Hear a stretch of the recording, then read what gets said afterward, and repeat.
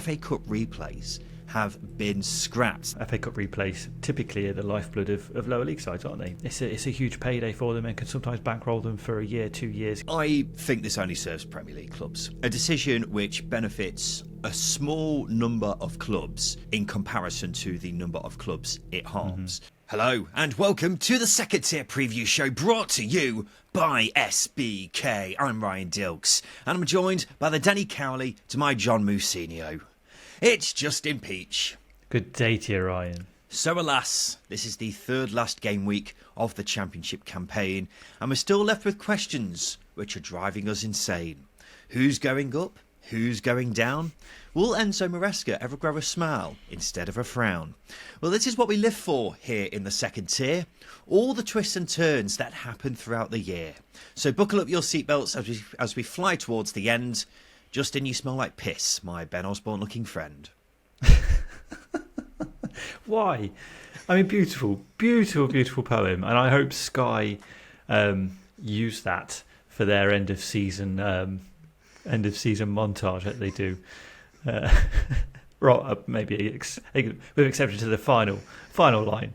I just thought, we'd add a bit of class to the second tier. Oh, yes, because we use class. Exactly, we need a bit of class every so often, don't we?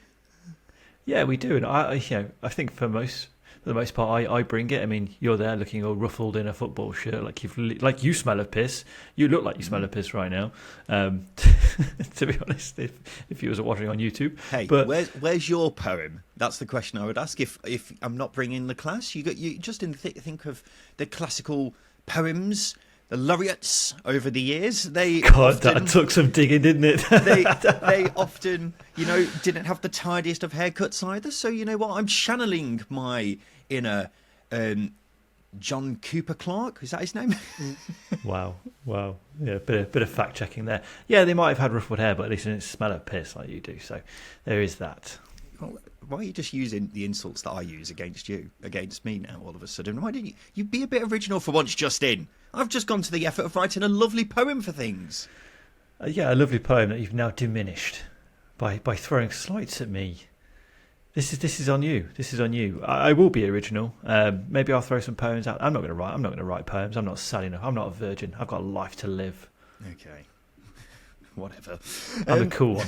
Let's get things back on track, shall we? Welcome to the Number One Championship podcast, the second tier. Thank you for joining us wherever you are. Yes, this is the preview show brought to you by SBK, and that means we're looking ahead to the weekend in the Championship. And boy, oh boy, is there a lot at stake. So we're going to be talking about all sorts in this, but we're obviously going to be talking about our game of the weekend and then be making our predictions for the weekend as well. So that's all coming up, ladies and gentlemen. And of course, we have Scott High or Ryan Lowe right at the end of the show. So let's kick things off with our game of the weekend, which is the Saturday lunchtime clash between Leicester City and West Bromwich Albion. Leicester are 4-7 to win this one with SBK, while West Brom are 5-1.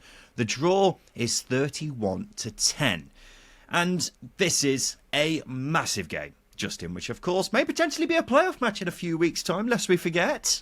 And that makes it all the more tasty. And obviously, of course, if you bring into the account the fact that the previous game at the Hawthorns earlier on in the season was quite dramatic. Obviously, Harry Winks scored the last-minute winner from a West Brom corner, and all that needed to happen was Jason Malumbe.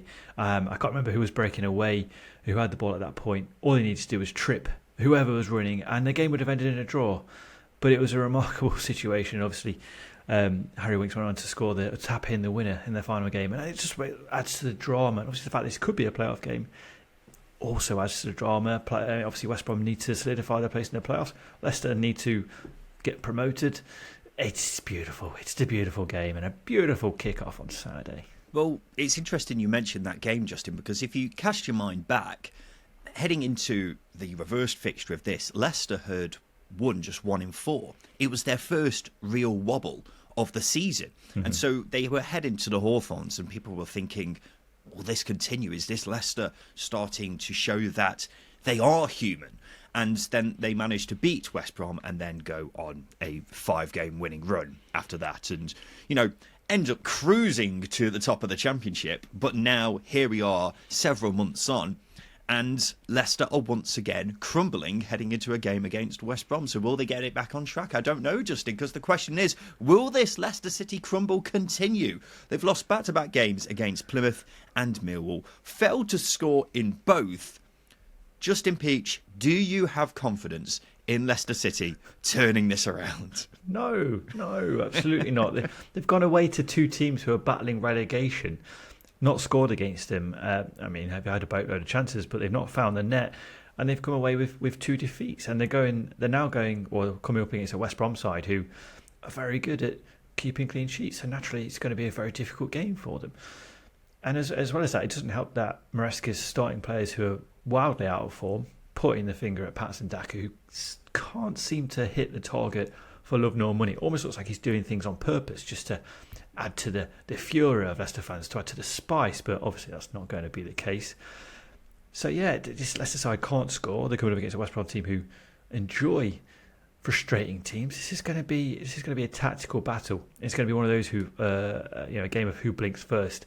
I mean, if Maresca starts Tom Cannon, maybe that might help, because he's a clinical goal scorer and he's not really been given a chance yet this season, barring injuries. So give him minutes, he might score goals. But yeah, as I say, Maresca likes to start those players who are out of form, like Leicester. Yeah, well, it's interesting who is going to be starting up front for Leicester, because they desperately needed a striker to find their shooting boots, don't they? And that's why Maresca's got a decision to make. Does he go with Vardy, Daka, Iheanacho, Cannon?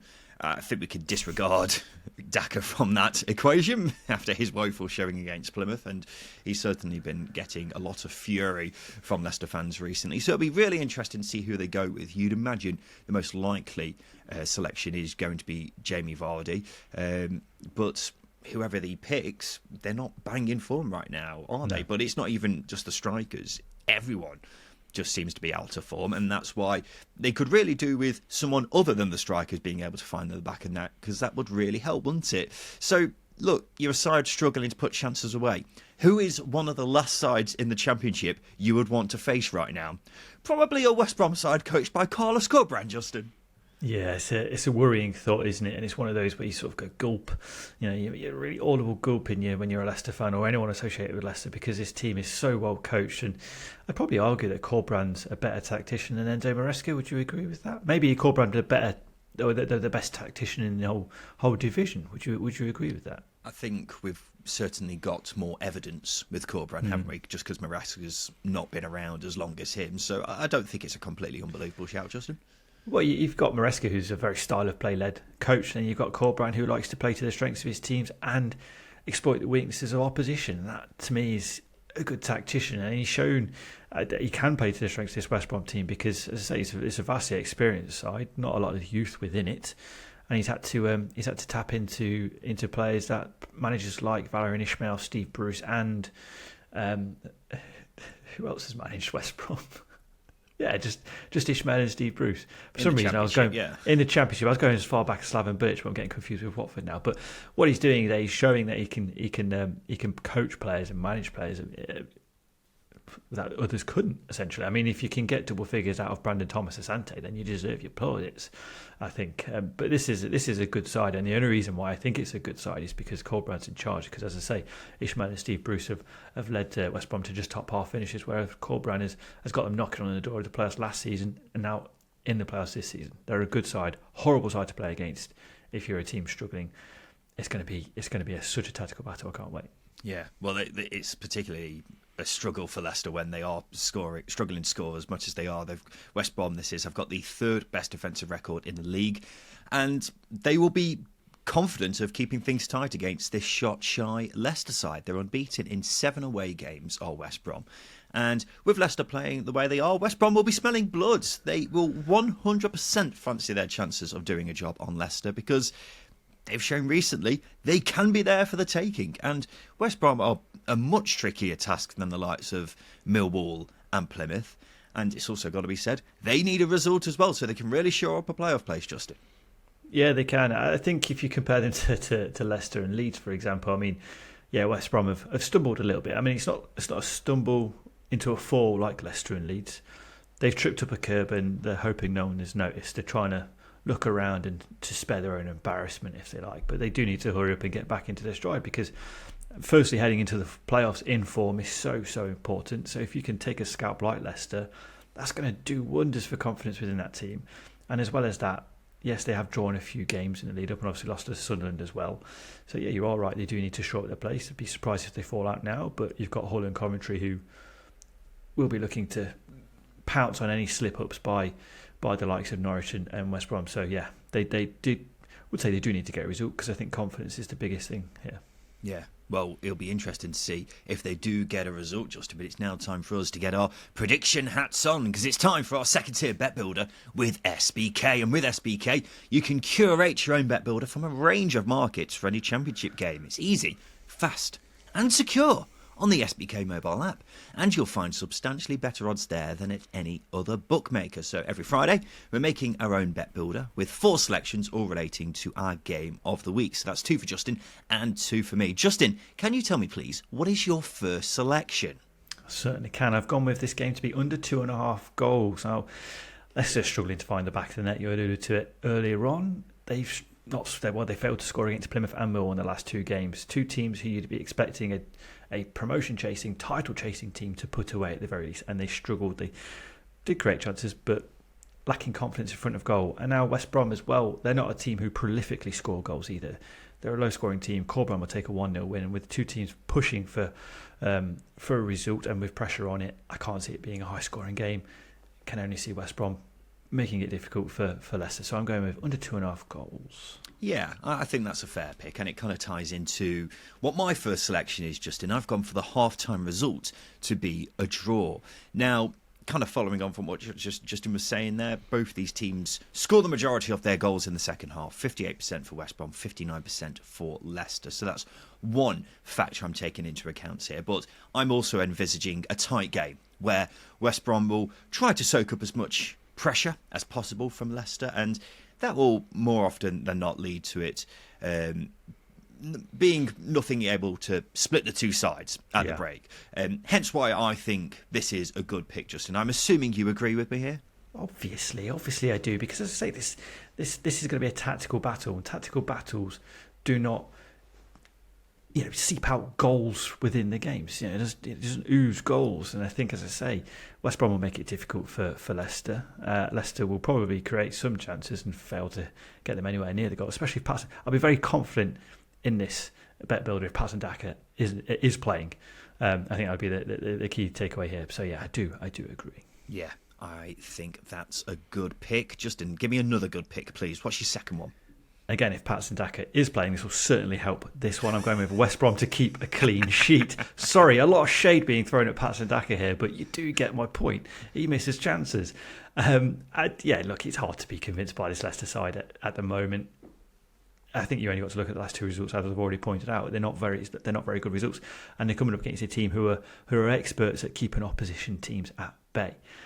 So as I say, I'm going to be more comfortable in Carlos Corberan taking something away from this game, whether it be 3 points or even a draw. But the thing I am most comfortable with him taking away from this game is a clean sheet, because, as I say, dangerous side when you're not on it. Leicester haven't been on it since February, and this West Brom team will be baying for blood, baying for fox blood. Yeah, I think they want a bit of that fox blood, don't they? Ooh, yes, and they will be looking to dig their teeth in at any moment. And with that being said, my final selection is double chance, West Brom or draw. So what I'm essentially saying here, for anyone who's not too savvy with the whole betting side of things, is I'm saying Leicester will not win this game. And it goes back to everything that we've said here. Look, Leicester have dropped points now. They've lost to Millwall and Plymouth. 2 sides who are struggling right now. They're not great at all. So when you've got a side like West Brom, who are a substantially better team than those 2, and they're coming up against this Leicester side who are very much out of sorts, you've got to fancy West Brom to get some form of results here. They are unbeaten on the road in their last 7 games. So with that being said, I think West Brom to get a result here is a pretty safe-ish pick, Justin. You know what? A good value pick is probably the best way of saying it. Yeah, good value. I think the only time Leicester have been convincing in the last 6 games is probably against Norwich, and Norwich aren't exactly a good side away from home. And obviously, Leicester beat them 3-1 at the I call it the Walkers Bloody Stadium, don't I? This season, King Power Stadium. Leicester are good at home, and Norwich are very poor away. So it's really hard to sort of take that as golden. So. Yeah, it's really difficult to see Leicester getting anything from this game, especially it's just the Corberan factor, West Brom needing to assure their place in the playoffs, and Leicester really are on their faces at the moment. It's really difficult to be convinced by them. So that's mine and Justin's picks for our bet builder this weekend, and a £10 bet with SBK on this returns £80. But with SBK being absolutely class at what they do, you can claim a 25% winnings boost on bet builders for Leicester City versus West Brom, bringing us up to £100. Max stake of £10, over 18s only, and T's and C's apply. Please gamble responsibly. So that bet builder again, under 2.5 goals, half-time result to be a draw, West Brom clean sheet, and double chance West Brom or draw. A £10 bet with SBK on that returns £100. Over 18s only. T's and C's apply. Please gamble responsibly. Justin, before we have a quick break, I wanted to get your thoughts on the news which has broken in the past 24 hours. FA Cup replays have been scrapped. They will no longer take place from the first round onwards. The FA says it comes after talks between them and the Premier League, who will be providing an extra £133 million per season in funding for the football pyramid. This is big news for EFL clubs, Justin, isn't it? What have you made of this news? It's disappointing because FA Cup replays typically are the lifeblood of lower league sides, aren't they? Lower league sides, semi-pro sides, etc. Those that make it to the first round proper and whatnot. Yeah, replays do a lot of good for the funding of those football clubs. It's a huge payday for them and can sometimes bankroll them for a year, 2 years. It can build new facilities. It's so important, especially if you get a big draw. So taking those replays away at the expense of Premier League moaning and fixture congestion is so frustrating, because again it's just overlooking the value of the football pyramid and football in this country. I know the FA Cup has lost its glamour over the last few years, but what's really important here is the lower league rounds haven't lost its glamour. The games are shown on TV, they're full. You've got lower league fans oozing at the seams of grounds and struggling to get tickets. You only got to look at Maidstone United's run this season to identify that. So yeah, I'm disappointed. I do hope that the new funding does alleviate that pressure, but I don't think it's going to have a significant impact as replays do. Yeah, it is disappointing because FA Cup replays have given so much vital funding to clubs over the years. A good example of that is Brentford in 2005, who were in League One and in £7 million of debt. They got a replay against Southampton, which gave the club £500,000. And it was then very ironic that Thomas Frank, the Brentford manager, said earlier this year that they should do away with replays because Brentford might not be a club if it wasn't for FA Cup replays 20 years ago. So I think this only serves Premier League clubs. It's a decision which benefits a small number of clubs in comparison to the number of clubs it harms. Mm-hmm. And yes, players are playing too many games, but the ones at the top of the game, the clubs, they have enough resources to rotate squads. So I don't think that's a good enough excuse to completely banish FA Cup replays at all. I mean, EFL clubs, maybe not so much in the Championship, but lower down the pyramid, they will be missing out on money which they could really use. For me, the best idea for this whole saga would be for the two clubs who are facing each other, who have been drawing each other in the FA Cup, they should be asked whether they want to do a replay or not. If they both say yes, then they don't bother. They don't bother doing a replay. But if one or both of them say no, then they have a replay. That's how I think it was best approaching this, because then everyone's happy. The clubs can make their own decisions, but just doing this whitewash thing across the board, I think it just hampers a lot of clubs financially and benefits a very small few in comparison to, the several different clubs in Leagues 1, 2, Conference and the levels below that as well. So it's a real shame. It's a real shame. Anyway, Justin, let's take a quick break. After that, we'll talk about some of the games we're making in our predictions for the weekend. Welcome back to the Second Tier podcast. So let's have a look ahead to the weekend. And in each preview episode of the Second Tier, Justin and I will each pick a banker, a team we think is guaranteed to win this coming weekend, as well as an outsider, so someone we think is going to win, but is bigger odds with our friends at SBK than their opponent. We're tracking how we do as the season goes on. 1 point for a correct banker, 2 points for an outsider. The loser has to do a forfeit, which would be a CrossFit workout for myself, while Justin would have to do a coach trip from Sunderland to Plymouth and back. And the current scores are 41-31 to the Dilks Diehards, and as revealed in last Sunday's episode, I've now officially won for the season after Justin failed to better my score last week. So it's confirmed. Not only am I the bigger championship expert, Justin will be going on the coach trip from Sunderland to Plymouth and back. Have you booked it yet, Peachy?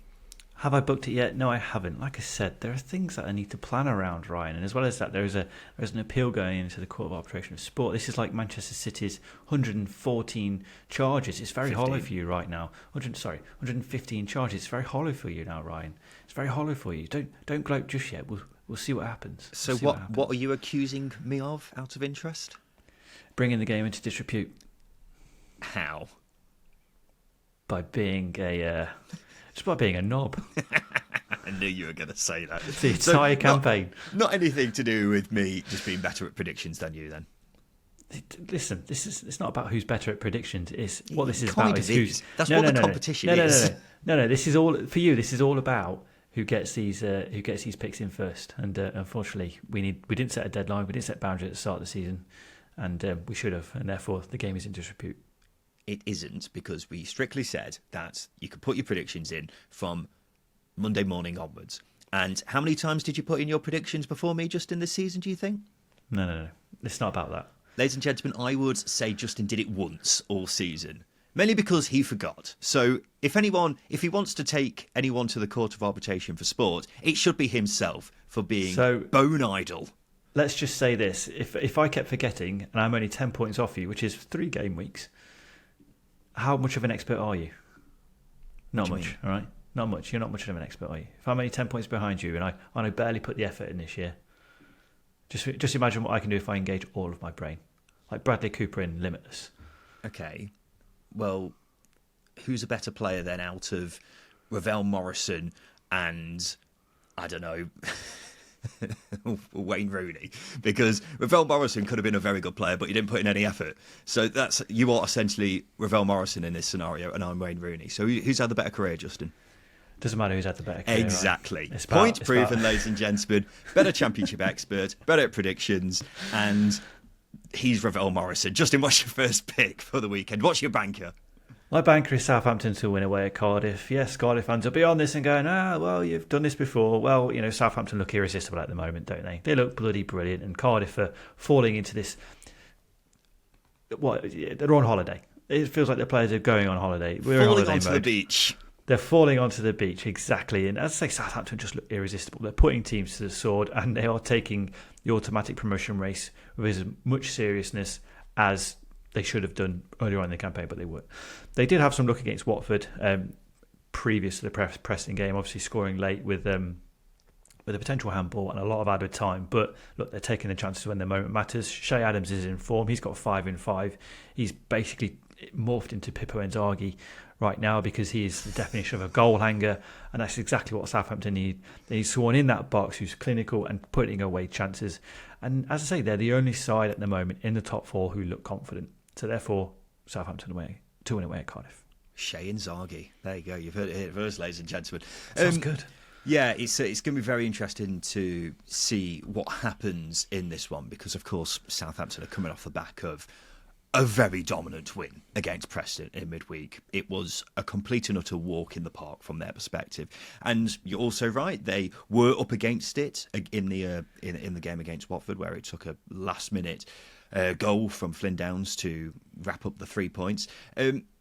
We'll add a caveat of caution that Southampton are, of course, on this 3-game winning run. Those 3 games were at home. This is, of course, away. So maybe one reason for a bit of doubt there.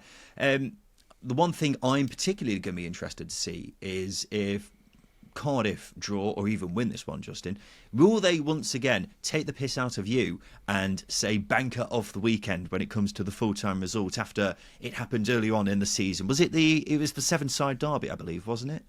I can't remember which game it was, but it wasn't that long ago. Fingers crossed they do, because that's good for my ego, because it means I'm in the Reds rent-free. I've got somewhere to stay in Cardiff for when I ever want to go on holiday to the Welsh capital.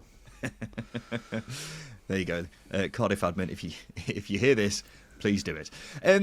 Justin, let's go on to my banker, shall we? I've gone with Birmingham City to win away at Rotherham United. Now, this is a huge game in Birmingham's fight to stay up. They're 21st, 1 point above the relegation zone. However, they're heading into this with some much needed momentum. It's after an emphatic 3-0 win against Coventry last weekend.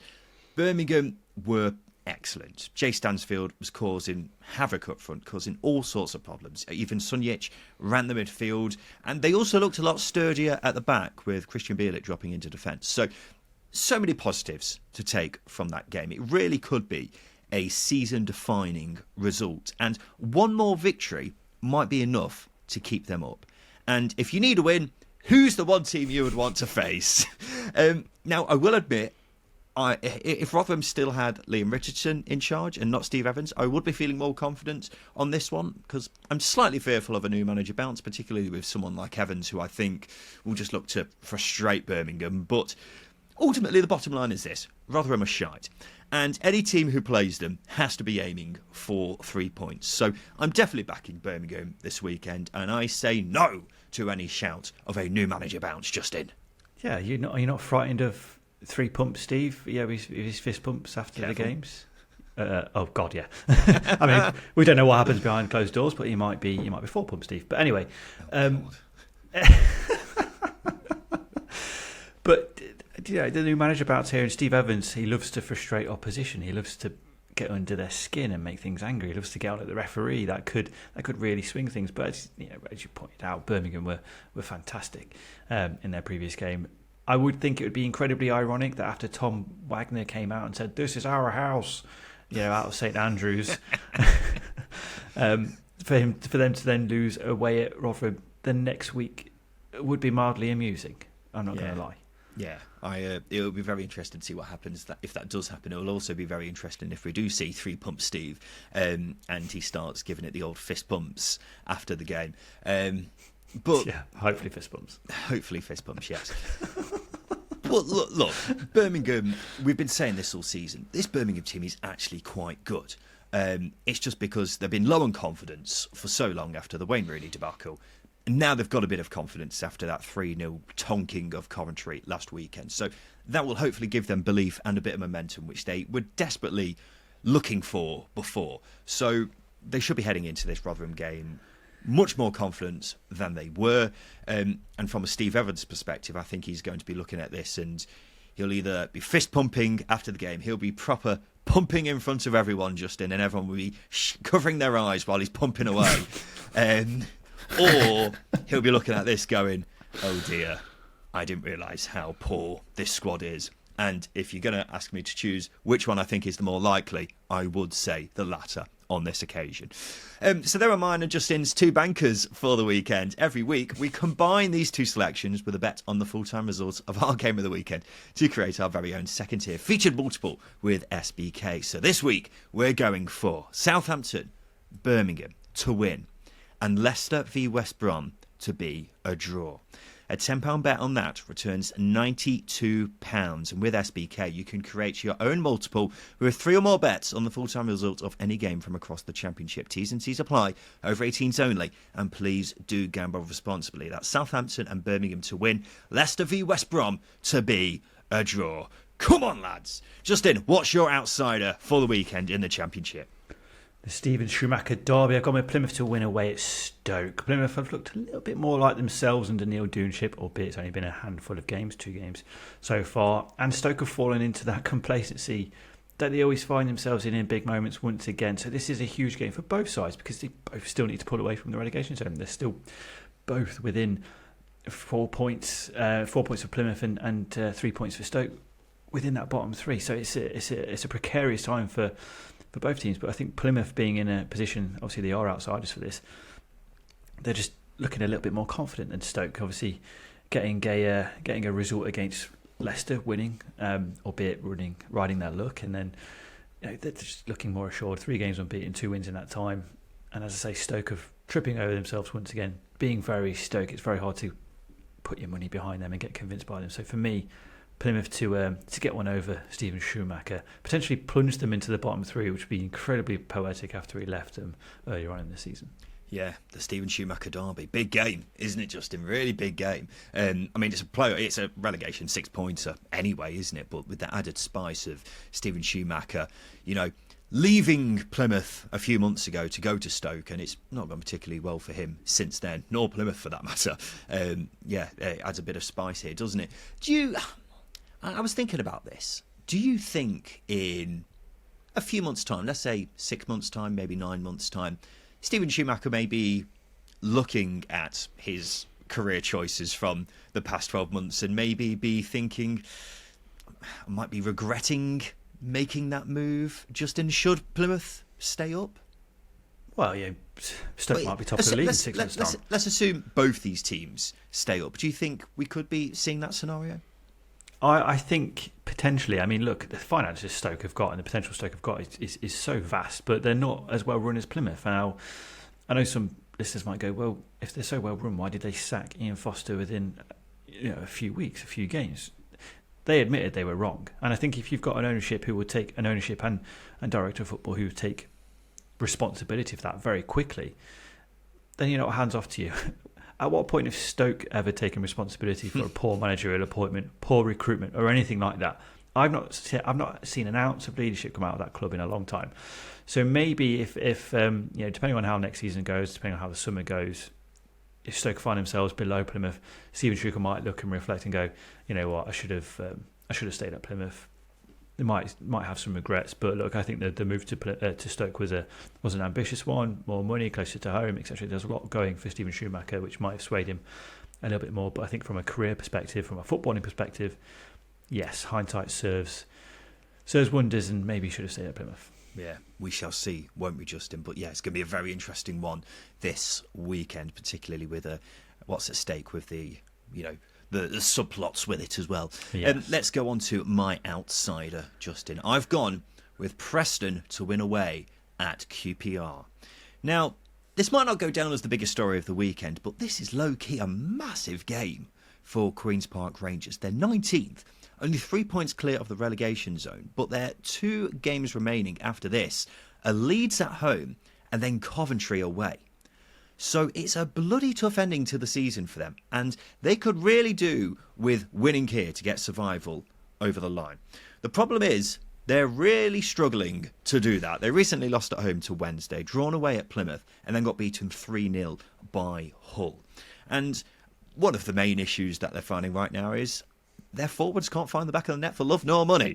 They've scored 4 goals in the last 8 games, and those goals have been scored by Steve Cook, Jimmy Dunn, who are both defenders, and Sam Field, who's a ball-winning midfielder, really, isn't he? Yeah. So they could really do with a striker finding their shooting boots, but Lyndon Dykes is without a goal in 15 games. Sinclair Armstrong has 4 goals all season, and new signing Michael Frey has looked hopeless since coming in. So it's far from ideal, and look, it's not just the strikers. The forwards aren't really chipping in either, are they? So they're facing a Preston side whose season is over now, and, that can go one of 2 ways, really. They're either on the beach or the pressure's off them. So who knows? They were really poor against Southampton in midweek. We will put that out there. So at the same time, that was when they still had something to play for. So who knows? What we do know is QPR have to win, or they could be in serious trouble, especially when you look at some of the other fixtures from around the Championship this weekend. What do you think, Justin? Yeah, the context of their games against Leeds and Coventry are massive because they're 2 very good teams. I mean, QPR have got a good habit of rising to the fore against teams who are higher than them in the division. But look, they were poor against Hull, albeit they did concede a couple of worldies against them, but they were really poor and they didn't really answer too much. Not great against Sheffield Wednesday either, and the goals they conceded against Wednesday were again really, really poor. So yeah, there's a lot of disappointment there from a QPR perspective, and as I say, their strength probably since the turn of the year, has been their defensive qualities, and those defensive qualities have waned a little bit over the last 3 games. And if your defensive qualities have waned a little bit, and you're relying on your defenders to score goals at the other end of the pitch, you're in a heap of trouble. And I don't think this Preston side will let up under Ryan Lowe, like they have done in previous seasons. I know it's only, 3 games left. I don't think they'll let up. I think he'll want to push as high as they possibly can, which will be an incredible feat if they can finish higher than 10th. So, yeah, I think now's the time that Ryan Lowe will put his foot down on the gas, and which won't make for good reading for QPR. No, it definitely won't. And QPR did look like they were cruising towards safety not too long ago, didn't they? But the recent results... I suggested Cifuentes should have been manager of the season over Kieran McKenna. Since did then, you? It's gone to shit. Did you? I don't remember that, Justin. Good. But, but yeah, it did look like they were cruising to safety, and now it's all gone a bit Pete Tong at the worst time. When I say a bit, I must emphasise a bit, because it is only 3 games. But you look at their 2 remaining games after this one, that's why they have got to make the most of this. But another problem, which I haven't even mentioned, is QPR have the 2nd worst home record in the Championship. Yeah. Only won 2 more points at home this season than Rotherham, which says a lot, doesn't it? So, they've got to make the most of this. Otherwise, they are in... They'll be certainly looking over their shoulder, won't they, when it didn't look like that would be the case a matter of weeks ago. Justin, guess what? What? Tell me. It's time for this. Scott High or Ryan Lowe? Your little best is fucking shit, mate. Yes, you better bloody believe it. It's time for Scott High or Ryan Lowe. This is the game where we have to rank 4 things from highest to lowest. It's as simple as that. And there's 3 questions. This week, Justin is providing the questions to me. So what have you got for me, Justin Peach, you bastard? Oh, I've got some good ones. The first one is all to do with the champions of years gone by. So I want you to rank for me the highest total points that these teams went up as champions. Okay. Burnley 22-23, Norwich 20-21, Newcastle 16-17, and Wolves 17-18. So rank the highest total points that these teams went up with. Good question, mate. Right. The top one I'm pretty certain is between Newcastle and Burnley. I'll leave that off the table for now, because I think Wolves got the...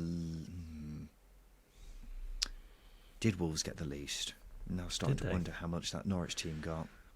It was which was it? 21. It was 2021. So it was the second season that Daniel Farke took Norwich up to the PL. Okay, I'll go with Newcastle top, then Burnley, Wolves or Norwich. I'm pretty sure Wolves didn't get 100, but I don't think Norwich did either. So with that being said, I'll go Wolves, Norwich. So Newcastle, Burnley, Wolves, Norwich. Newcastle, Burnley, Wolves, Norwich. I tell you what, that was dreadful. Oh. That was utter carnage. Honestly, a championship expert would have got that. I would have got that because I am the resident championship expert on this show. So Burnley's 22-23 title winning side accumulated 101 points under Vincent Kompany. Okay. Then it was Wolves with 99 points. Do you know what I may have done here? I may have been mixing up my Newcastle teams, because I think the one who got promoted in like 10-11 was it? It was the 09-10 09-10, yeah. Yeah. So this was the Rafa Benitez side, but They finished bottom. So Norwich's 2021 side accumulated 97 points, and then Newcastle under Rafa Benitez in 16-17 accumulated 94 points. Fraudulent behaviour from Rafa Benitez and that team. So really what I did there was get my Newcastle sides mixed up, because otherwise, that's my fault. You know what? Fair enough. I've got to take the blame for that. Well done. Correct. You should. Next question is, I want you to tell me which team has accumulated the most yellow cards this season. I was surprised by some of these numbers. Very surprised. The teams are Leeds, Ipswich, Stoke and Southampton. Well, this is very much a shot in the dark for me. It absolutely is. Leeds, Stoke, Southampton. Who was the other one? Ipswich. Well, obviously the classic line is dirty Leeds. It is. Are they that dirty, though, nowadays? I would imply no. Because I'm trying to think of shithouses in that team, and it's not a shithouse full kind of team, is it? Not necessarily compared to Ipswich, who have Sam Morsey, who's a big shithouse, Massimo Luongo. He's been to the shithouse school, I think that's fair to say. So I'll definitely put Ipswich above Leeds.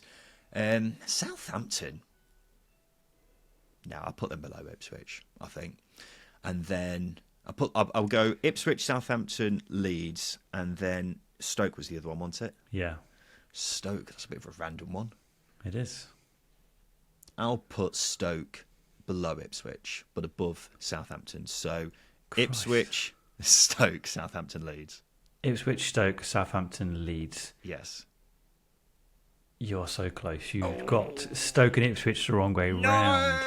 The wrong way round. Above them as well. No. So the reason why I brought Stoke into this is because there's a bit of the Tony Pulis factor and just kicking lumps out of people, but also I can't really name too many shithouses in that team other than Ben Pearson, and he's not accumulated 100 yellow cards this season.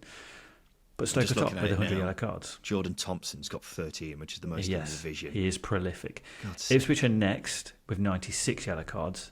Then Southampton with 91. Cool. What's going on in that Southampton team? Russell Martin, what are you doing? Bunch of bastards. Yeah, and then dirty Leeds are in fact squeaky clean Leeds with 62 yellow cards. I think they're lowest in a division. Jordan Thompson has the joint most cards in the league. He's only played 29 games this season. He's got 13 yellow cards. That's a good. Pretty good going, that, isn't it? Card to game ratio. Yeah, good on him. Justin, what's the final question? Is it beer garden weather? Yeah. No. It's beer garden. It's beer garden weather. Come on. You've been outside. It's awful. You could minus the hail. It's beer garden weather. Okay. So with that being said, I want you to rank for me Britain's favourite beers. Okay. Britain's favourite beers. The beers I've selected are Heineken, Carlsberg, Carling, and Guinness. Okay. Surely not Carlsberg and Heineken. I am not a massive Carling fan, I've got to say, but I think it is very popular. As is Guinness, though. So, I'll put Carlsberg bottom, Heineken second bottom, then Guinness or Carling. I think Carling might be top, and then Guinness. So I'll go Carling, Guinness, Heineken, Carlsberg. He's nailed it. Oh, ladies and gentlemen, not a championship expert, but a beer expert. Oh, yes. Indeed. Oh, yes, he looks like a man who loves a beer. Well, I actually love a cider, but that's nonetheless. I love beer as well now. My taste has changed. I used to be very much a cider-only drinker, but now I do more beer, to be honest, Justin. Yeah, no, I can tell. Carling, yes, Carling are the most popular ones. I don't know why, because it's generally one of the worst tasting things I've ever tasted. Guess we're not being sponsored by Carling anytime soon, then. Yeah, maybe we will. I'll change my mind. Guinness is next. I've never understood the furor of Guinness. Everyone loves it, but I like it. I like a Guinness on occasion. It tastes a lot better when you're in Dublin, though. That's true. That is true. Yeah, and then Heineken and Carlsberg are next. I do like a Heineken. It's a good Pilsner. Yeah. Tastes a bit banana-y. I love it. But yeah, that's it. It's beer garden weather, and I hope everyone enjoys their beers in their gardens. Yeah, if you live in Benidorm, because if you're here in England, that is definitely not beer garden weather. Ladies and gentlemen, that's been Scott High, Ryan Lowe, and this has been the Second Tier Podcast, and we shall be back on Sunday, where we go through all the games in the Championship this weekend. And as we have been saying repeatedly throughout this episode, it's another massive weekend in the Championship story. So let's read it together, shall we? Well, as I say, this has been the previous show brought to you by SBK. Just before we go, if you wouldn't mind dropping us a review on whichever podcast platform you listen to us on, it helps us go a long way to growing as a podcast, and we will be eternally grateful to you for doing that. So if you're able to take just 5 seconds of your time to do it, then thank you. Otherwise, this has been the Second Tier Podcast. We'll be back again on Sunday. I've been Ryan Dilks. I've been Justin Peach. And a big thank you for listening.